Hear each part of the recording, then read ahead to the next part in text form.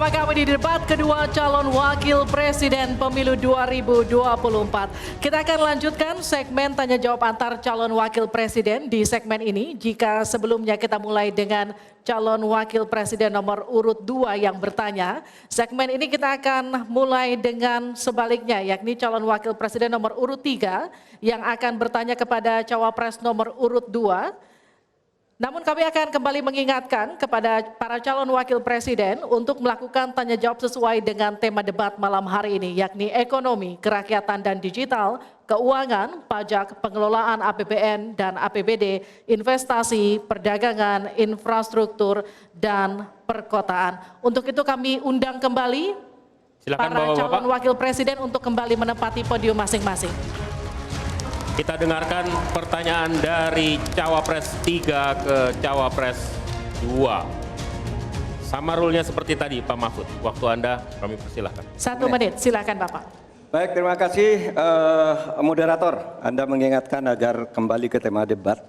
Karena tadi pertanyaannya itu carbon capture itu nanti debat keempat tanggal 21 Januari. Tapi saya tahu itu kan untuk menghindari tidak adanya regulasi sekarang ini agar tidak lagi terjadi penggundulan karena food estate seperti yang terjadi. Saya sekarang mau bertanya dalam topik ini. Di dalam visi dan misi Anda disebut kalau rasio pajak dinaikkan menjadi 23%.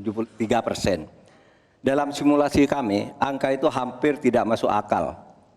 Karena pertumbuhan ekonomi bisa 10. Padahal selama ini pertumbuhan ekonomi 5-6 gitu. Itu kalau Anda bisa menaikkan rasio pajak sampai segitu bisa 10%. Lalu bagaimana Anda mau menaikkan pajak? Orang mau insentif pajak aja orang tidak ngambil.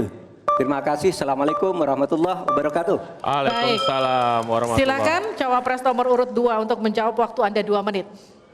Prof Mahfud, yang namanya menaikkan rasio pajak dan menaikkan pajak itu beda.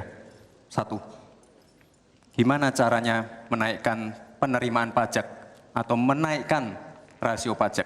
Saya tadi sudah bilang di segmen sebelumnya, kita akan membentuk badan penerimaan pajak dikomandoi langsung oleh Presiden, sehingga akan mempermudah koordinasi dengan kementerian-kementerian terkait. Itu. Jadi DJP dan Bea Cukai akan dilebur jadi satu, sehingga fokus dalam penerimaan negara saja, tidak akan mengurusi lagi masalah pengeluaran. Lalu sekali lagi digitalisasi penting. Saya melihat di Kementerian Keuangan juga sudah menyiapkan, tapi mungkin aplikasinya masih pada tahap testing and enrichment. Kita melihat sudah ada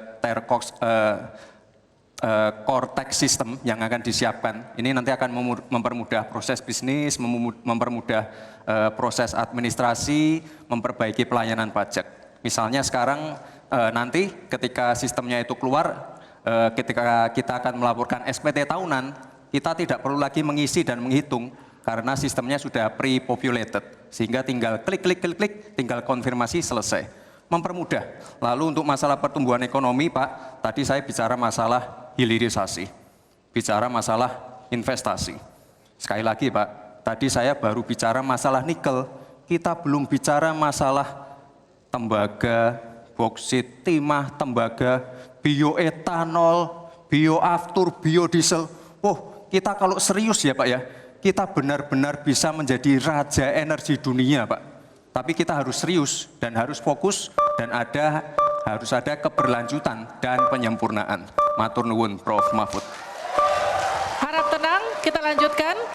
Kita beri kesempatan kepada Bapak Mahfud MD untuk menanggapi. Waktunya 1 menit, silakan ya, Bapak. Mas Gibran yang terhormat, apa sih perbedaan antara penerimaan pajak dan tax ratio?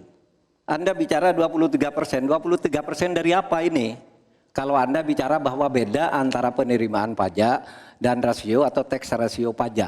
Kan kalau persen kaitannya dengan PDB, apa 23% dari APBN atau apa? Kalau 23% dari APBN itu salah. Karena sekarang aja sudah 82%, dengan tax rasio sekarang hanya 10,5, sumbangan terhadap APBN itu 20%.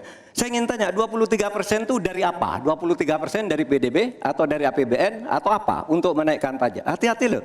Rakyat tuh sensitif kalau pajak dinaikkan. Karena kita sudah berkali-kali nawarkan teks amnesti juga tidak jelas hasilnya. Kemudian teks pajak itu, insentif pajak sudah ditawarkan oleh pemerintah, benar tidak Pak yang mau?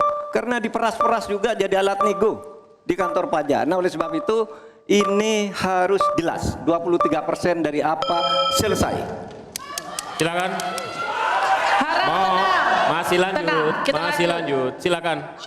Pak, yang saya klarifikasi tadi adalah tax ratio dan menaikkan pajak, Pak. Itu beda. Kita ini tidak ingin berburu di dalam kebun binatang. Kita ingin memperluas kebun binatangnya. Kita tanami, binatangnya kita gemukkan.